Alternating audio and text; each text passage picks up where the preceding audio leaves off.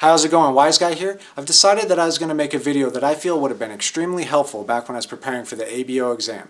In my opinion, if you understand Prism, then you can pass the ABO. So that's what I'm going to direct my attention towards today is Prism, and specifically in an oblique axis. Now, a cylindrical prescription can be written in 180 different degrees, but as far as the exam, I only ever saw a prescription written at an oblique axis 3 different ways. It was 60 degrees or 120 degrees, 45 degrees and 135 degrees, or 30 degrees or 150 degrees.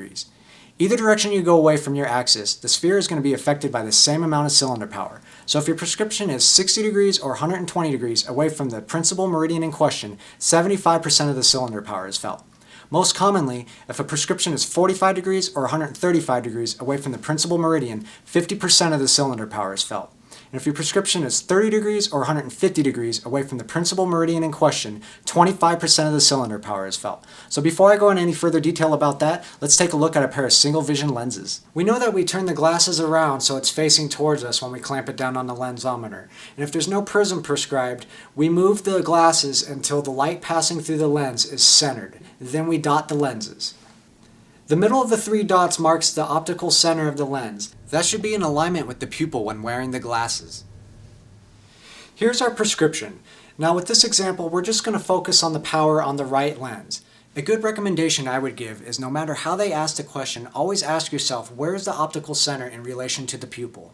For this example, let's say the right lens was made 5 millimeters above the specified optical center, and we need to determine the amount of prism imbalance between the 2 lenses.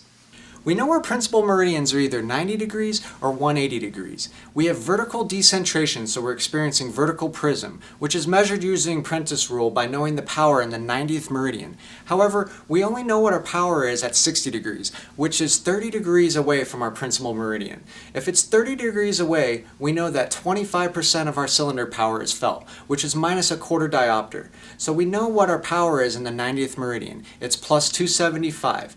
Now our 5 millimeters of decentration gets converted into centimeters, which is 0.5. So we take our power in the 90th meridian, which is plus 275, and multiply it by 0.5, which gives us our power of 1.375 prism diopters. The amount of time I practiced handwriting out my math ended up being very useful during the exam.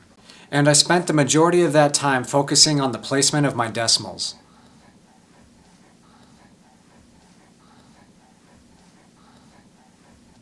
This is how some of the multiple choice answers might look like. You could see that it may have you second guessing the position of your decimal or the prism base direction.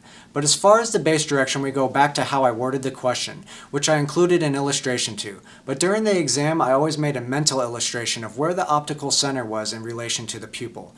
Now I said the optical center in the right lens was made 5 millimeters above the specified OC. Now, with a plus prescription, if the optical center is made above the eye, then the prism base direction is base up. And if it's made below the eye, then it's base down. If it's made in from the eye, then it's base in. And if it's made out from the eye, then it's base out. And with a minus prescription, it's the exact opposite. If the optical center is made above the eye, then it's base down. If it's made below the eye, then it's base up. If it's made in from the eye, it's base out. And if it's made out from the eye, it's base in. So with our second example, we'll use the exact same prescription, but we're going to say the right lens PD was made 5 millimeters too wide. So we need to make a mental illustration of where the optical center is in relation to the pupil. And with our PD being made too wide, we know that we have horizontal decentration, so we have horizontal prism, which is measured by using Prentiss Rule by knowing what the power is in the 180th meridian. But we only know what our power is at 60 degrees, which is 60 or 120 degrees away from the principal meridian in question. And we know if it's 60 or 120 degrees away, that 75% of the cylinder power is felt, which is minus 3/4 of a diopter. So we know what our power is at the 180th meridian. It's plus 225. And the 5 millimeters of decentration gets multiplied by the power in the 180th meridian, which gives us our power of 1.125 prism diopters. Now the right lens PD was made too wide, and it's a plus prescription, so the prism base direction is base out. And now with our third example, we'll use the same exact prescription, but we're going to say that both eyes look 5 millimeters down to read. So we need to make a mental illustration of where the optical center is in relation to the pupil. So we notice that once again the optical center is 5 millimeters above the eye. The circumstance is just worded differently. In the first example, I stated that the optical center was made 5 millimeters above the specified OC height. In this example, I'm saying that the eyes are looking 5 millimeters below the optical center to read. In either instance, this lens's prescription continues to have the same amount of prism felt when the optical center is 5 millimeters above the eye. However, in this circumstance, the left eye is decentered as well, and we need to determine the prism imbalance between the two lenses.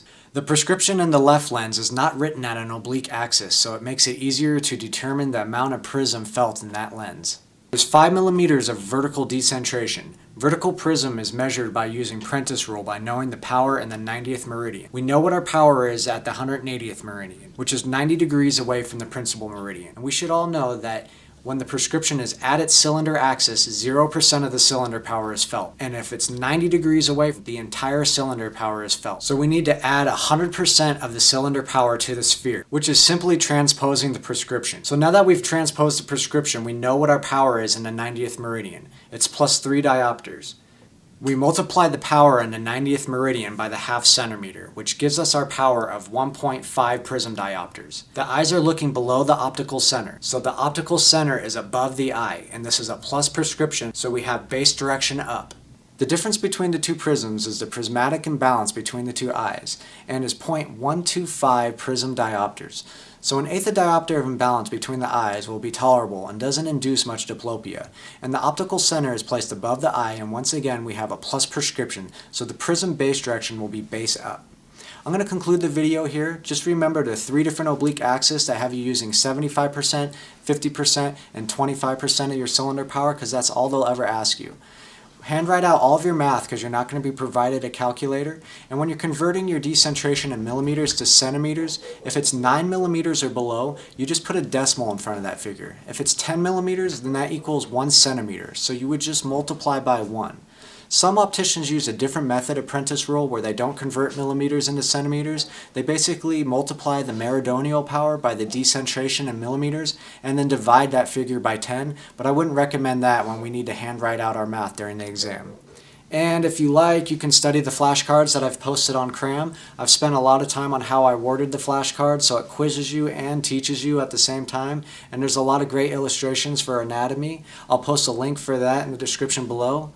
So I'm out of breath. I'm going to leave it at that. This is Wise Guide. Thanks for watching.